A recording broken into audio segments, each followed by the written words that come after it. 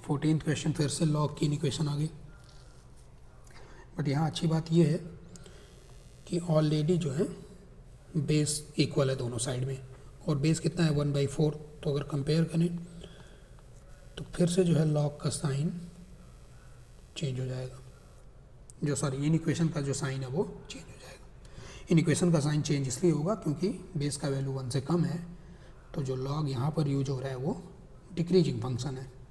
अच्छा, अब आगे बढ़ते हैं, इसको सॉल्व करते हैं। सीधे क्रॉस मल्टीप्लाई तो होगा नहीं x+1 का, तो जो प्रोसीजर है 2 - x -2 upon x+1 less than equal to 0। Simplify किया इसको तो ये मिला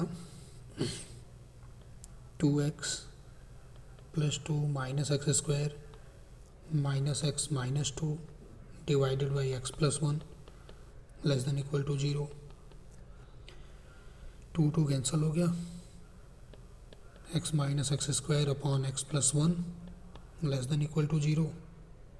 अच्छा, x common 1 - x upon x+1 less than equal to 0। Minus से मल्टीप्लाई अगर करें तो x into x - 1 upon x+1 greater than equal to 0। कहाँ पे ये सब 0 हो रहा है? 0 पे, -1 पे और 1 पे। 1 के आगे positive negative positive negative. Sign scheme method I hope inequation solve करने का आपको आता है। अपने को चाहिए ग्रेटर देन 0, यानी कि 1 से इन्फिनिटी, -1 से 0। अच्छा, यहाँ पर इक्वल टू भी है तो वो भी देख लेते हैं। x का वैल्यू 0 हो सकता है, न्यूमरेटर 0 हो सकता है, 1 भी हो सकता है, लेकिन x का वैल्यू -1 नहीं हो सकता क्योंकि डिनोमिनेटर 0 हो जाएगा। ठीक, ये तो अभी सिर्फ हो गया इन इक्वेशन के सॉल्विंग, बट अभी इसमें ये भी ध्यान रखना है कि लॉग डिफाइन भी तो हो। तो पहला जो लेफ्ट हैंड साइड में लॉग का टर्म है उसमें लॉग के सामने 2 - x लिखा है, वो 0 से बड़ा होना चाहिए, यानी कि x का वैल्यू क्या हो जाना चाहिए, x इज लेस देन 2। साथ में 2 अपॉन x+1 ये भी 0 से बड़ा होना चाहिए। 2 अपॉन x+1 0 से बड़ा होने के लिए x का जो वैल्यू है वो -1 से ग्रेटर होना चाहिए। तो अब ये फाइनल आंसर जो है उसमें ये सारी बातों का ध्यान रखेंगे इंटरसेक्शन लेते हुए। तो इंटरसेक्शन ले लिया जाए, चलो। -1 है, 0 है, 1 है और 2 है। यहाँ हमने बोला कि x का जो वैल्यू है वो 2 से छोटा होना चाहिए। यहाँ हमने बोला है -1 से ग्रेटर होना चाहिए। ठीक, इन इक्वेशन की सॉल्विंग में यहाँ हमने बोला है 1 से ग्रेटर होना चाहिए, -1 और 0 के बीच में रहना चाहिए। तीन चीज़ों का इंटरसेक्शन लिया तो अपने को देखना है 3 लाइन कहाँ पे मौजूद है। ये हो गया और ये हो गया, ये फाइनल सोल्यूशन है x का। बट अपने को x तो पूछा नहीं गया, क्या पूछा गया कि 8x² का मिनिमम वैल्यू बताओ। यहाँ हमने देखा कि x का जो वैल्यू आया वो -1 से लेके 0 यूनियन 1 से लेके 2। ठीक है, ये तो मिनिमम वैल्यू तो 8x² का दिख रहा होगा, क्या हो जाएगा, 0 हो जाएगा, क्योंकि 8x² का भी नेगेटिव तो होगा नहीं, 0 हो सकता है मिनिमम, वो भी कब, जब x 0 हो जाए। तो x 0 तो हो ही रहा है ना। तो इसका मतलब जो हमारा आंसर है वो नन ऑफ दीज हो गया। ठीक, आई होप सब क्लियर है। 15th क्वेश्चन पे आते हैं। 15वां सवाल क्या है? 15वां सवाल फिर से आ गया अपना, sin x का power log sin x base 9 greater than 9। ठीक,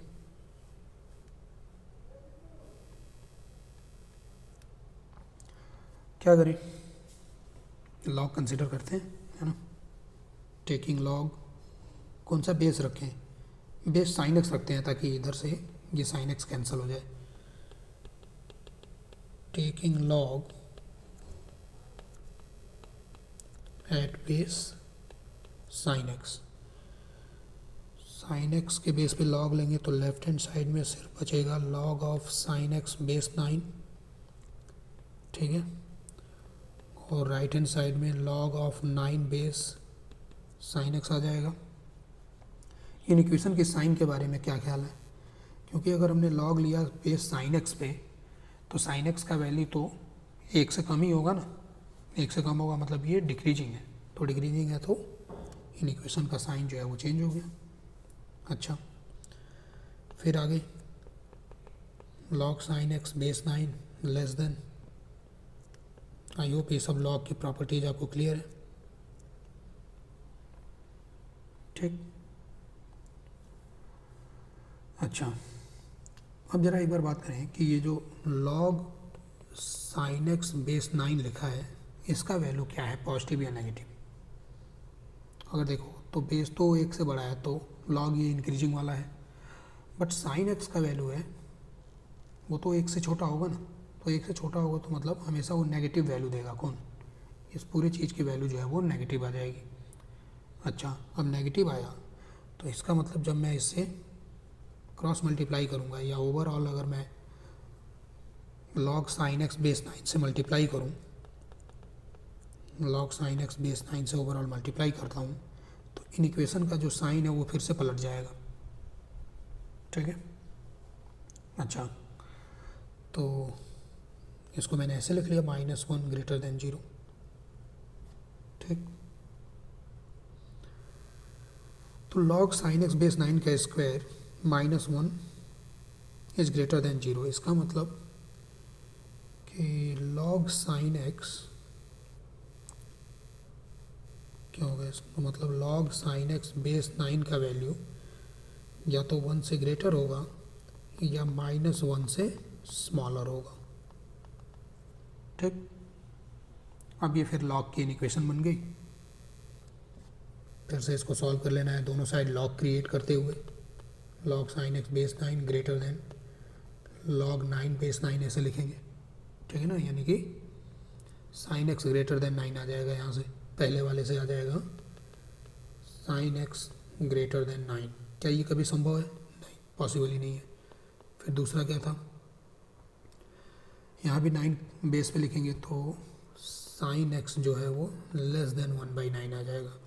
देखना, क्योंकि -1 को तुम लिखोगे, बेस कितने पे लिखना है, बेस जो है 9 पे लिखना है, तो लॉग ऑफ 1/9 बेस 9 पे कितना होगा, -1, ठीक। फिर जब कंपेयर करेंगे तो साइन एक्स लेस देन 1/9 हो गया, ठीक। अब साइन एक्स 1/9 से छोटा है तो ये ट्रिग्नोमेट्रिक इक्वेशन बन गया अपने पास, ट्रिग्नोमेट्रिक इक्वेशन। इसको सॉल्व करने का मेथड ये है कि ग्राफ बना लो साइन का, ठीक है, 1/9 से कम होना चाहिए वैल्यू, तो ये मान लिया 1/9 वाली लाइन हो गई। तो साइन एक्स इक्वल टू 1/9 यानी कि x equal to sine inverse 1/9 ये आ गया, और ये वाला जो पॉइंट है आ जाएगा पाई माइनस साइन इनवर्स 1/9 करके। ऑप्शन के हिसाब से देखें वैसे तो ट्रिग्नोमेट्रिक इक्वेशन के इन्फिनाइट इंटरवल सोल्यूशन होते हैं ना, क्योंकि साइन एक्स जो है कहीं पर क्वेश्चन में ये तो लिखा नहीं है कि जो भी तुम्हें सोल्यूशन बताना है वो 0 से पाई के बीच में बताना है, बट ऑप्शन देख के ये पता चल रहा है कि ऑप्शन में इन्होंने 0 से पाई के बीच वाली ही वैल्यू दे रखी है ना। अच्छा, ये वाले टर्म तो कैंसिल ही हो गए, ये वाले पहला और तीसरा ऑप्शन। सेकंड और फोर्थ ऑप्शन देख के ये पता चल रहा है कि 0 से पाई वाला सोल्यूशन लिखना है, तो साइन एक्स 1/9 से कम कहाँ पर है, यहाँ दिख रहा है, यहाँ पे, यहाँ पे। तो 0 से लेके साइन इनवर्स 1/9 तक union pi minus sign inverse 1/9 से लेके कहाँ तक, पाई तक। तो मतलब सेकंड ऑप्शन हमारा करेक्ट ऑप्शन हो गया, ठीक। आगे बढ़ते हैं। आगे 16th क्वेश्चन है, find all real values of x satisfying the equation this, ठीक भैया। ये भी लॉग की इक्वेशन आ गई, चलो सॉल्व कर लिया।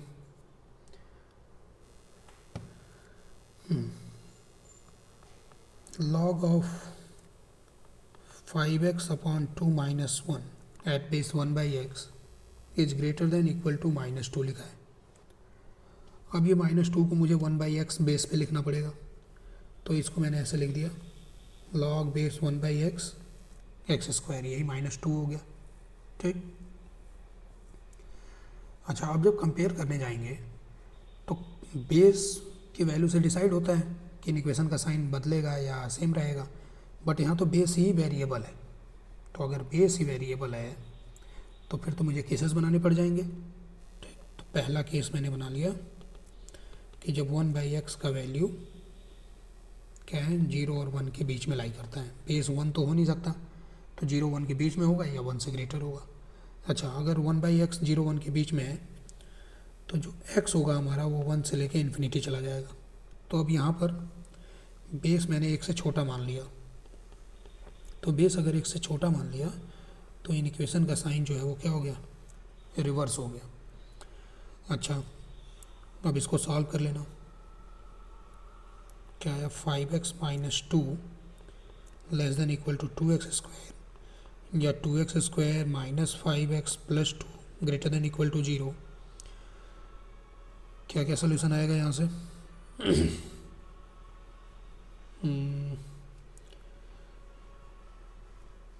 फैक्टर इसका हो जाएगा -4x माइनस 1 है ना, -4x माइनस 1,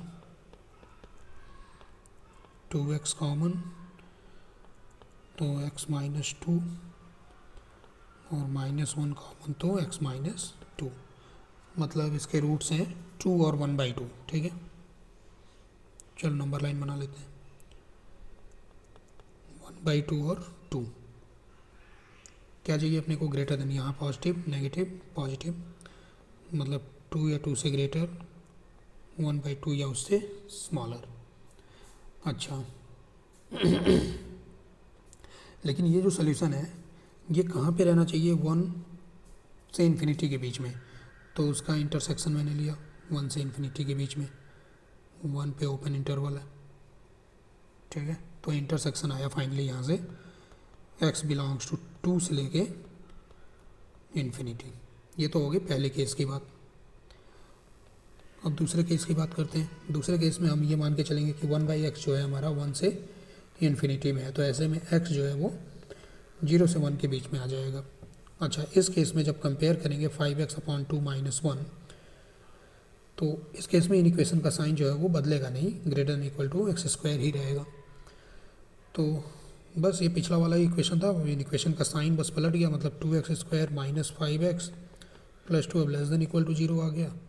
यानी कि नंबर लाइन की बात करें तो ये 1/2 और 2 के बीच वाला हिस्सा आने लगेगा। बट इसका इंटरसेक्शन कहाँ से कहाँ तक लेना है, 0 से 1 के बीच में ही तो सॉल्व कर रहे हैं इसको, तो 0 रहेगा इधर कहीं और 1 रहेगा इधर कहीं, 0 और 1 के बीच में ये हो गया। तो यहाँ से जो इंटरसेक्शन मिला 1/2 से लेके कहाँ तक, 1 तक, 1/2 तो क्लोज है, 1 पे ओपन है। ये 2 सोल्यूशन आए अभी फाइनल आंसर नहीं आया है, क्योंकि अभी तक हमने डोमेन का ख्याल नहीं किया, डोमेन का ध्यान नहीं दिया हमने। ठीक है, लॉग को डिफाइन होने के लिए ये जो लॉग के सामने 5x अपॉन 2 माइनस 1 लिखा है वो क्या होना चाहिए, 0 से बड़ा होना चाहिए, यानी कि 5x upon 2 should be greater than 1, 5x should be greater than 2, x should be greater than 2/5। ठीक, अब फाइनल आंसर बना लो अपना। तो क्या क्या नंबर लाइन पे नंबर्स आ रहे हैं, 1/2 है, तो सबसे पहले तो सबसे छोटा 2/5 है, फिर आया 1/2, फिर आया 1, फिर आया 2, x ग्रेटर देन 1/5, 2 से इन्फिनिटी, 1/2 से लेके 1 तक। तो जो हमारा इंटरसेक्शन है ये चीज़ आ गया, मतलब 1/2 से लेके 1 यूनियन 2 से लेके इन्फिनिटी। कौन सा आंसर हो गया, सेकेंड ऑप्शन। ठीक, okay, moving on to next question. 17th question है, number of ways in which the letters of the word Deepmala can be arranged in a circle if all the A's are together. कितने A हैं? D, E E, P, M, A, M A L. ठीक है, ये 3 3 6 2 8, तो 2 ए हैं अपने पास, इनको हमने क्या कर लिया, एक साथ रखना है और सर्कल में अरेंज करना है इसको। ये सर्कुलर परमुटेशन का क्वेश्चन है। जिनको एक साथ रखना है उनको एक साथ बांध दो, टाई मेथड का यूज करो, है ना। लेकिन जो ई है उनको एक साथ नहीं रखना है, तो ई को हटा दो, अभी पिक्चर से ई को हटा दो, इसको रिमूव करो। इसके अलावा अपने पास क्या बचा? इसके अलावा अपने पास बचा एक डी, पी, एम, एल, और इसको एक ही यूनिट मान लिया हमने, इससे एक साथ बांध के, ताकि ये एक ही साथ रहें जहाँ भी रहें। तो अल्टीमेटली मुझे 1 2 3 4 5 चीज़ों को एक सर्कल में अरेंज करना है। दूसरी चीज़ ये कि क्लॉकवाइज और एंटी क्लॉकवाइज जो अरेंजमेंट है उसको हम डिस्टिंक्ट कर पा रहे हैं, मतलब वो अलग अलग है ना। कहने का मतलब कि 2 से डिवाइड नहीं करना है। जैसे वो जो नेकलेस या गार्लैंड वाले जो क्वेश्चन करते थे हम लोग, उसमें एंटी क्लॉकवाइज और क्लॉकवाइज अरेंजमेंट 2 1 एंड सेम चीज़ हो जाता, तो उसमें अपॉन 2 कर देते थे। यहाँ पे वो काम नहीं करना है, ठीक है। तो ऐसे टेबल पे अरेंज किया या कुछ भी कहीं भी सर्कल में। तो 5 थिंग्स को अरेंज करने का मेथड हो गया 5 - 1 का फैक्टोरियल, सही है। और अगर कुछ सिमिलर एलिमेंट होते तो उतने फैक्टोरियल से डिवाइड करना पड़ता, तो वो तो है नहीं, डिवाइड किसी चीज़ से हुआ नहीं, ठीक। अच्छा, ऐसा करने से हमने 1 2 3 4 5 ऐसे अरेंज तो कर दिया। किसी एक जगह पे ये 2a आ गए, ये 2a आपस में भी एक ही तरीके से अरेंज होंगे, तो उन 2a का अरेंजमेंट इंटू 1 लिख दिया मैंने। इसके अलावा मेरे पास कितना स्पेस बचता है ई के लिए? 1 2 3 4 और 5। इन 5 में से किन्हीं भी 2 प्लेसेस पे ई को अरेंज कर देना है। तो 5 में से कोई 2 प्लेस सेलेक्ट करना है, और मान लो कि ये और ये प्लेस सेलेक्ट किया, तो उन पे ई को बैठाने का तो एक ही मेथड है ना, तो इंटू 1। ये हमारा फाइनल आंसर हो जाना चाहिए। 4 फैक्टोरियल 5c2 10 होता है, 4 factorial 24 into 10 240। Second option is correct. Moving on to next question, that is 18th question क्या है? There are counters available in 3 different colours, at least 4 of each colour. कुछ colours की बात हो रही है, चलो मान लिया रेड कलर के कुछ काउंटर्स हैं, कम से कम 4, इस तरीके से, ओके। और हमने मान लिया चलो कुछ ब्लैक कलर्स के काउंटर्स हैं,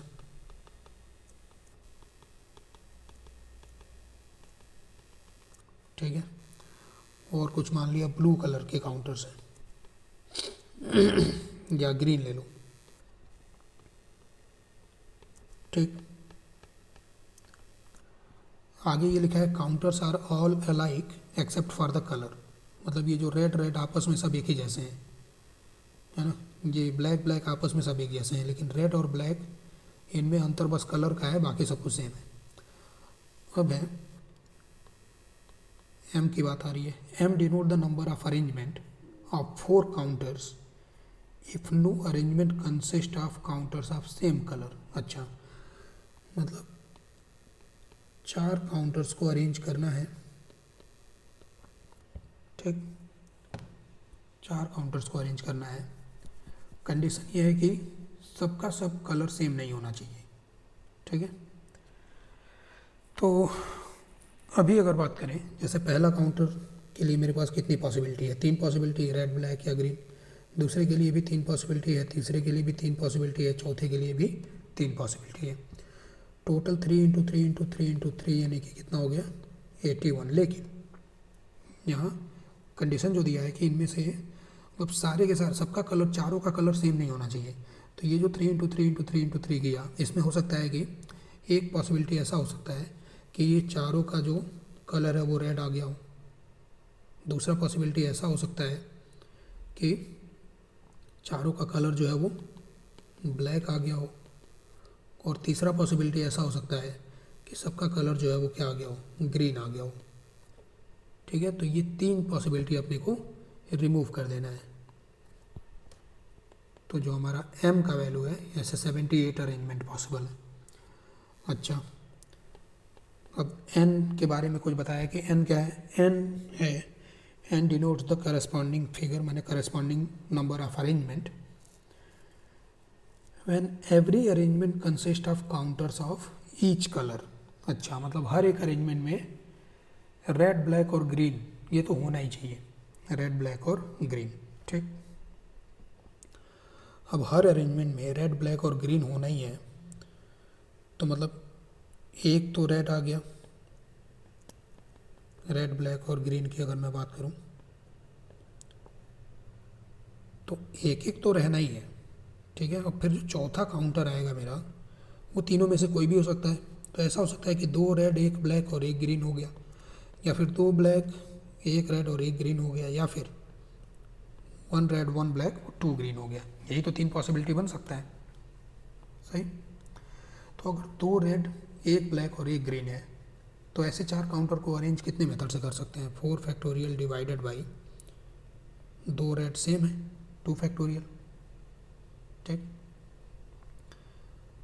अगर 2 ब्लैक सेम है तो वहाँ भी 4 फैक्टोरियल अपॉन 2 फैक्टोरियल आ जाएगा अरेंजमेंट। और 2 ग्रीन सेम है तो 4 फैक्टोरियल अपॉन 2 फैक्टोरियल। तो अल्टीमेटली सबको ऐड करना है मुझे, तो इंटू 3 कर दिया। तो 3 × 4 फैक्टोरियल होता है 24 और 2, है ना। तो ये 36 आ गया n का वैल्यू। ठीक, m पता लग गया, n पता लग गया तुम्हें, बाकी ऑप्शन तुम खुद देख लेना क्या है। Okay, moving on to next question, that is if 2 whole numbers x and y are randomly selected and find the probability that the sum x cube plus y cube is divisible by 8। Okay, ध्यान से देखना है इस वाले question को। कोई भी 2 whole number हम सेलेक्ट करते हैं अगर x और y, x cube plus y cube, इसको 8 से डिविजिबल हो जाने की क्या प्रोबेबिलिटी होगी। कैसे करेंगे ये वाला क्वेश्चन। चलो, मैंने x जो हमारा होल नंबर है उसको मैंने 8a + b करके मान लिया कि अगर मैं किसी भी होल नंबर को 8 से डिवाइड करता हूँ तो कुछ कोसेंट आएगा वो a मान लिया, कुछ रिमाइंडर आएगा उसको b मान लिया। और साथ में y को मैं कुछ 8 अल्फ़ा + बीटा मान लेता हूँ। ठीक, जहाँ पर अल्फ़ा कोसेंट है और बीटा रिमाइंडर है। ये जो बीटा और b है, जो रिमाइंडर्स हैं, इनका वैल्यू 0, 1, 2, 3, 4, 5, 6 और 7 इन्हीं में से कुछ होगा।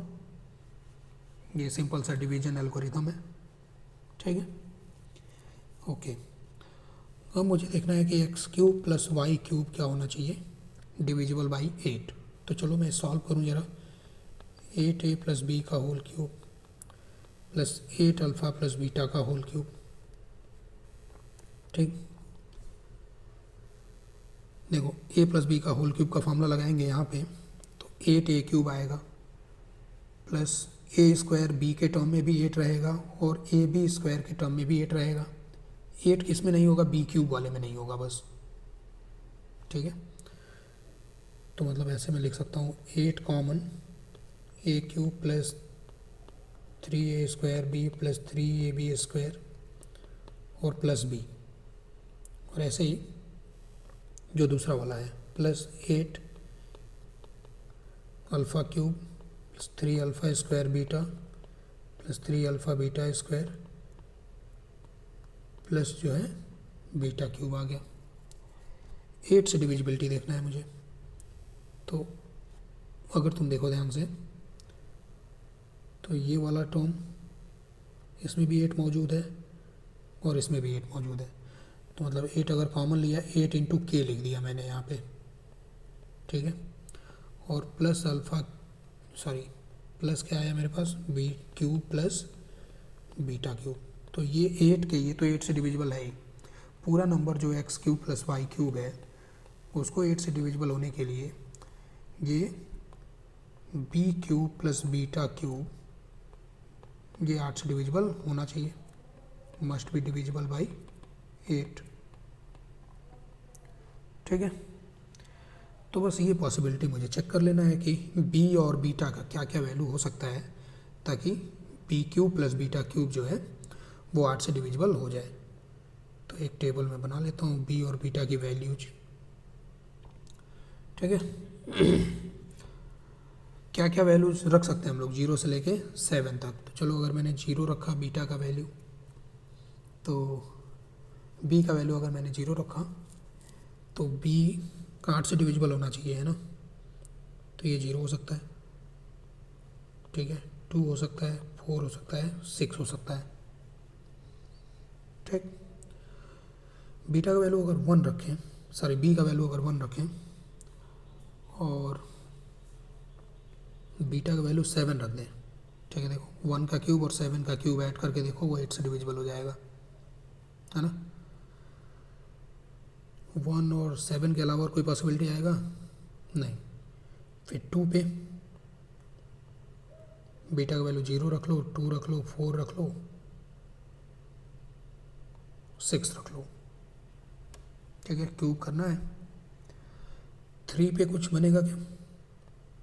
अगर 3 रखा मैंने बी, तो बी क्यूब हो गया 27, 27 भी नहीं होगा, 27 प्लस 1 वो भी नहीं होगा, 27 प्लस 8 भी नहीं होगा।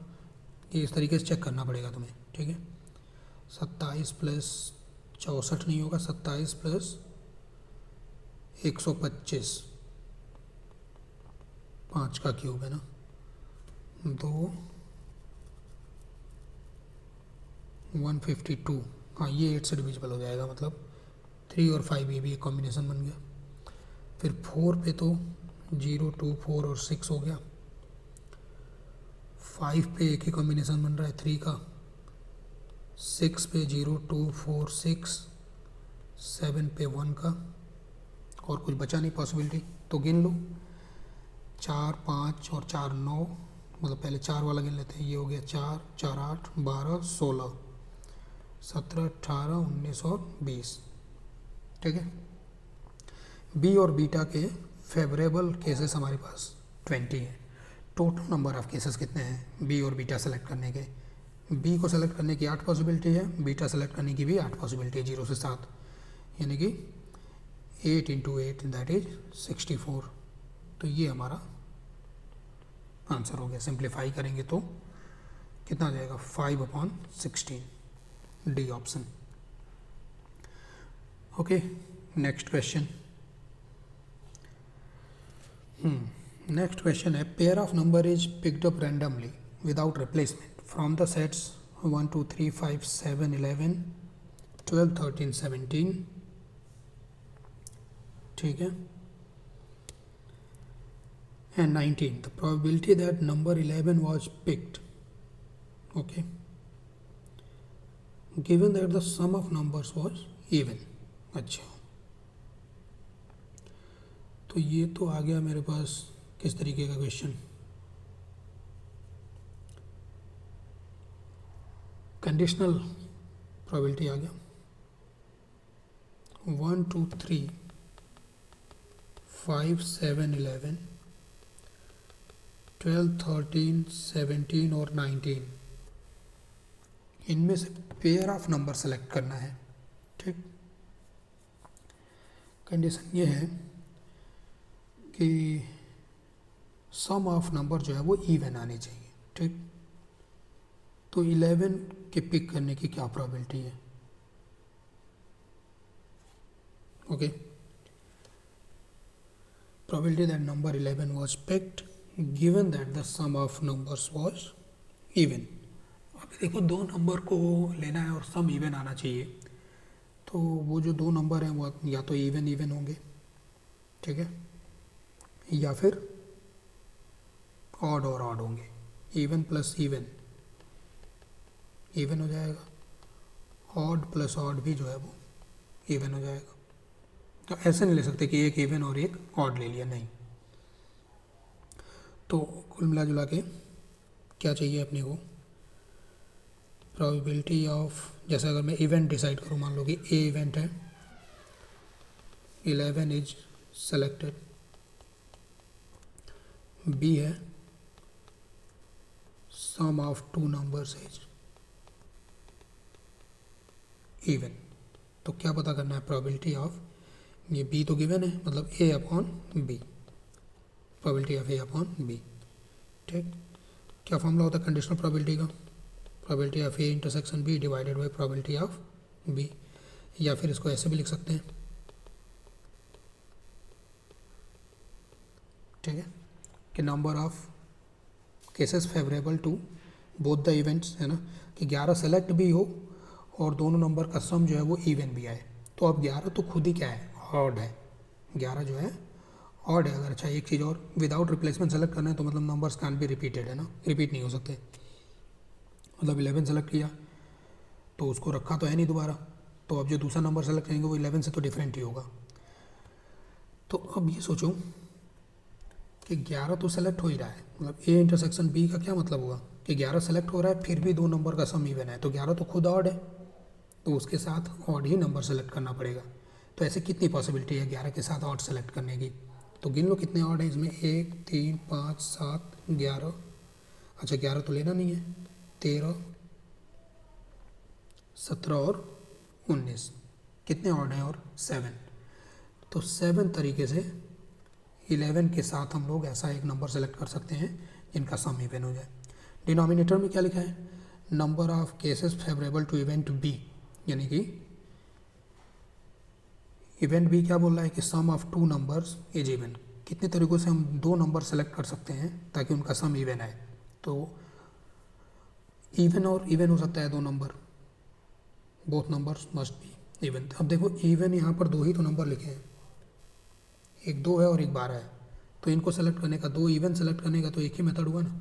फिर दो ऑड सेलेक्ट करने का क्या मेथड हुआ, तो दो ऑड सेलेक्ट करने का मेथड हुआ, कितने ऑड है यहाँ पर,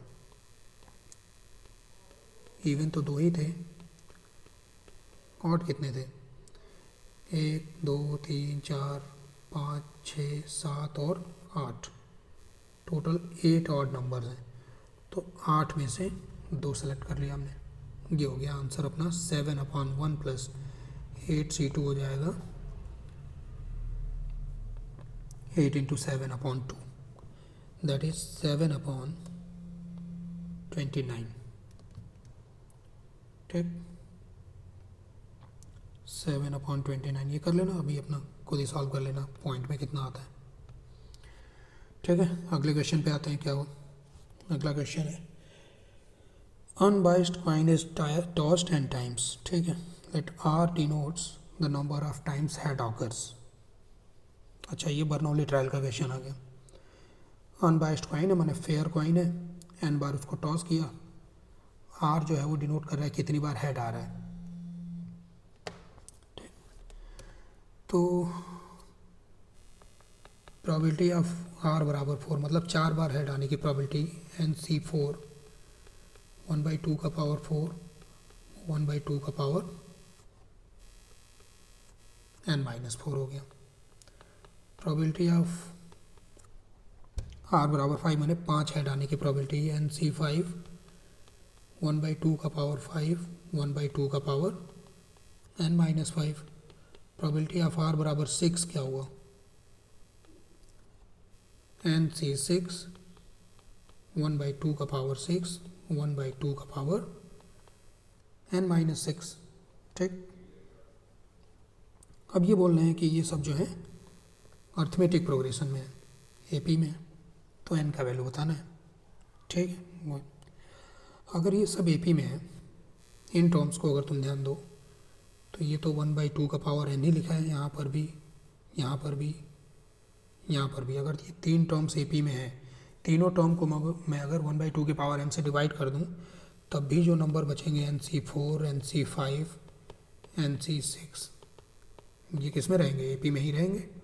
AP के टर्म्स को नॉन जीरो टर्म से डिवाइड कर दें तब भी जो रिजल्टिंग सीक्वेंस होता है AP ही होता है ना। बस बाकी तुम इसे सॉल्व कर सकते हो। क्या फॉर्मूला बन गया यहाँ से, इक्वेशन बन गया, twice of NC5 is equal to NC4 plus NC6। ठीक है, सॉल्व कर लेना इसे, एन का वैल्यू मिल जाएगा बड़े आराम से। ओके, नेक्स्ट क्वेश्चन पे आ जाते हैं 22। क्वेश्चन नंबर 22 क्या है? For some natural number n the sum of positive integral the number of positive integral x satisfying the equation. अच्छा, कितने x ऐसे हैं जिनके लिए ये वाला equation 1 factorial plus 2 factorial plus 3 factorial कहाँ तक, x फैक्टोरियल तक, किसी नेचुरल नंबर, यहाँ पे n नेचुरल नंबर है, किसी नेचुरल नंबर के स्क्वायर के बराबर होगा। ठीक, ये क्वेश्चन मैंने बाइनोमियल थ्योरम के लेक्चर में भी कराया था। देखो, अगर यहाँ पे अगला एक तो और क्या और टर्म लिख देता हूँ मैं, 4 फैक्टोरियल। ठीक है, अगर ये 4 फैक्टोरियल तक मैं टर्म्स को ऐड करूँ तो मुझे मिलेगा 1 plus 2 plus 6 plus 24 that is 33। इसके आगे जो होगा 5 फैक्टोरियल, उसके आगे होगा 6 फैक्टोरियल। 5 फैक्टोरियल का वैल्यू 120 होता है, 7 फैक्टोरियल का वैल्यू 720 होता है। उन सब के एंड में एक जीरो तो कम से कम होगा ही होगा।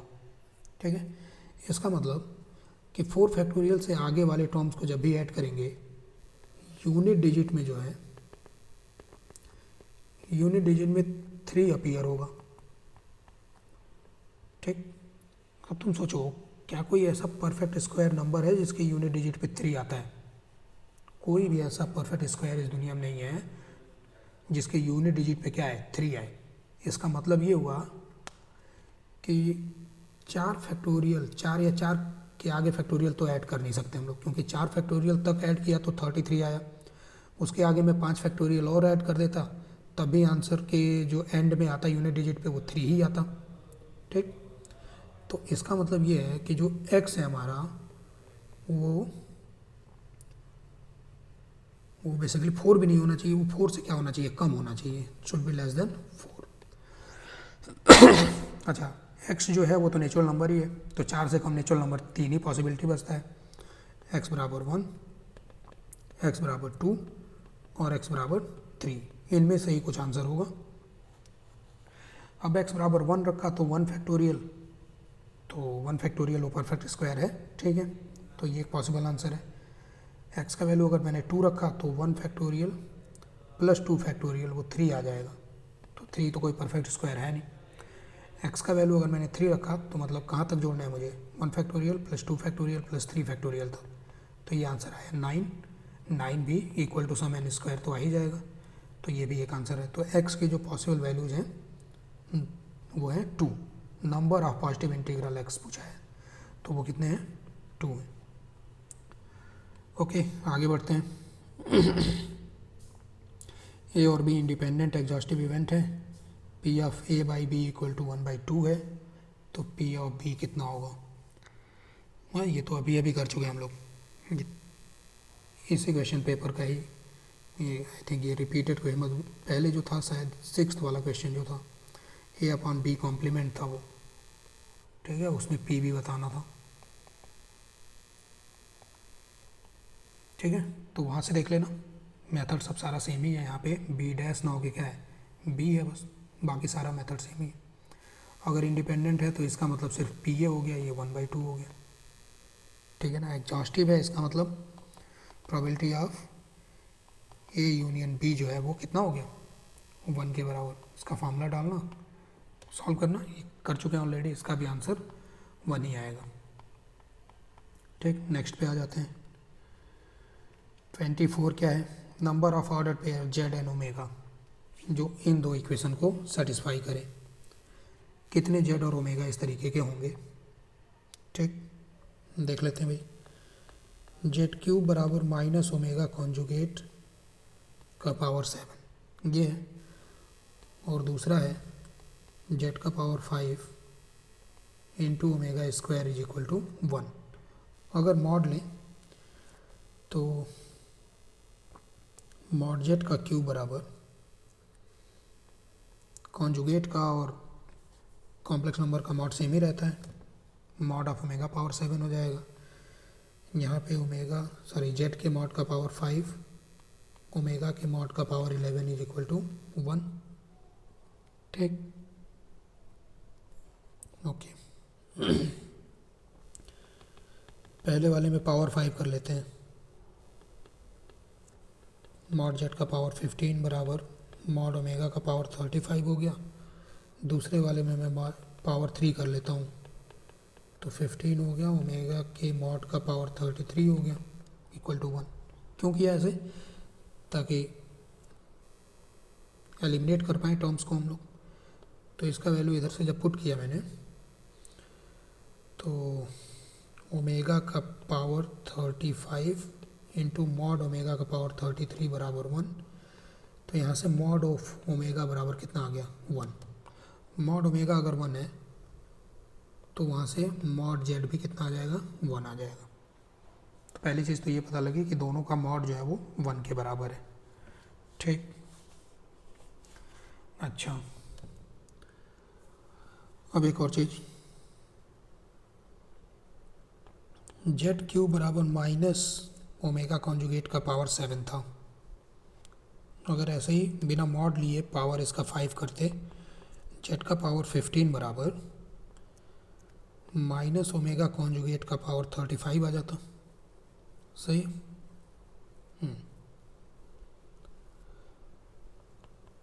और इधर से यहाँ से देखो, जेड का पावर 5 बराबर ये चीज़ है, या फिर जेड का पावर 15 बराबर ऐसे। तो ये जेड के पावर 15 का वैल्यू अगर मैं यहाँ पुट करता हूँ, ठीक है, क्रॉस मल्टीप्लाई अगर किया तो -1 बराबर ओमेगा पावर 33 ओमेगा कॉन्जुगेट का पावर 35। ठीक है, इसको मैं ऐसे भी लिख सकता हूँ, -1 बराबर ओमेगा इंटू ओमेगा कॉन्जुगेट का पावर 33 इंटू ओमेगा कॉन्जुगेट का स्क्वायर। इतनी चीज़ देखो, ये क्या लिखी है? ये तो ओमेगा का मॉड लिखा है, उसका पावर 33, तो ये तो 1 हो गया ना, कितना आया? 1 के बराबर। तो इधर से मॉड ओमेगा का स्क्वायर कितना आया? सॉरी, ओमेगा कॉन्जुगेट का स्क्वायर -1 आया, या फिर ओमेगा कॉन्जुगेट बराबर प्लस माइनस आयोटा, या फिर ओमेगा बराबर plus minus iota. Omega solve हो गया, ओमेगा सॉल्व हो गया तो जेड भी निकल आएगा। ठीक है, ओमेगा का वैल्यू अगर मैं आयोटा रखता हूँ तो जेड क्यूब बराबर क्या मिलेगा यहाँ से? क्योंकि आयोटा का कॉन्जुगेट हो गया माइनस आयोटा, और एक और माइनस है तो प्लस आयोटा, और आयोटा का power 7 is iota cube, that is minus iota. ठीक है, जेड क्यूब बराबर माइनस आयोटा आ गया। और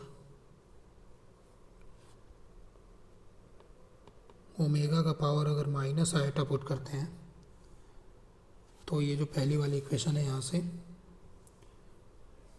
ओमेगा का कॉन्जुगेट आयोटा हो जाएगा, एक माइनस बाहर लिखा हुआ है तो वो फिर से, वो पहले माइनस आयोटा का जो कॉन्जुगेट है प्लस आयोटा हो गया, आयोटा का पावर 7 आयोटा क्यूब हो गया, आयोटा क्यूब मतलब माइनस आयोटा, एक माइनस पहले से प्लस आयोटा हो गया, तो जेड क्यूब बराबर प्लस आयोटा। ठीक, तो यहाँ से कितनी वैल्यू आ गई? नंबर ऑफ ऑर्डर्ड पेयर कई सारे हो गए। जेड का वैल्यू, जेड क्यूब बराबर माइनस आयोटा, यानी कि जेड बराबर माइनस आयोटा का क्यूब रूट, तो माइनस आयोटा का क्यूब रूट हो जाएगा, एक तो माइनस आयोटा खुद ही हो जाएगा, ठीक है, माइनस आयोटा इंटू ओमेगा हो जाएगा, minus iota into omega square हो जाएगा। ठीक है ना, तो इस तरीके से 3 यहाँ पे और 3 यहाँ पे, तो फिर ये काउंट कर लेना तुम खुद ही। आगे बढ़ते हैं, लास्ट क्वेश्चन है, Z1 और Z1 bar adjacent vertices of regular polygon जिसके एन साइड हैं और जिसका सेंटर ओरिजिन पे है, इसको रिप्रेजेंट कर रहे हैं। चलो बना लिया ऐसे। सेंटर ओरिजिन पे है, इधर कहीं Z1 हो गया, और इसी Z1 का जो कॉन्जुगेट है Z1 बार। ठीक, अगर ये एडजेसेंट साइड एडजेसेंट वर्टिसेस हैं तो Z1 बार वाला जो है ये पॉलीगन का एक साइड हो गया। ठीक, चलो मैं इसको थीटा बोल देता हूँ, इसको भी थीटा बोल देता हूँ। तो एक ये जो साइड है इंटरनल एंगल कितना बना रहा है सेंटर पे 2 थीटा, और एक इंटरनल एंगल रेगुलर पॉलीगन में जिसका n साइड हो 2 पाई बाई n होता है। ठीक है, तो 2 पाई बाई n बराबर ये कितना है 2 थीटा के बराबर है। अच्छा, दूसरी चीज़ ये छोड़ो, पहले तो अपने को ये दिया, ये Z1 की बात करें, चलो मैं इसको अल्फ़ा कॉमा बीटा बोल देता हूँ। अगर अल्फ़ा प्लस आइटा बीटा, तो इमेजिनरी पार्ट ऑफ Z1 यानी कि beta divided by real part of Z1 यानी कि अल्फ़ा, ये √2 - 1 दे रखा है। अगर मैं बोलूँ tan इनवर्स में दोनों साइड कंसिडर करूँ बीटा अपॉन अल्फ़ा, तो tan इनवर्स √2 - 1। ठीक है, tan इनवर्स √2 - 1 ये तुम्हें याद रहना चाहिए 22.5 यानी कि रेडियन की बात करें तो π/8 होता है। तो इससे जो ये चीज़ गिवन है, इससे मुझे देख के ये पता चला कि Z1 का जो आर्गूमेंट है वो π/8 है, मतलब थीटा का वैल्यू π/8 है। तो 2 थीटा कितना हो गया π/4, यानी कि इस रेगुलर पॉलीगन का एक इंटीरियर एंगल π/4 है। ठीक है, और एक इंटीरियर एंगल 2 π/n होता है। तो 2 π/n को π/4 से इक्वेट किया, पाई कैंसिल, तो यहाँ से n बराबर कितना आ गया 8। टोटल नंबर ऑफ साइड्स पूछा था, ठीक है, 8 के बराबर हो गया। Okay, thank you.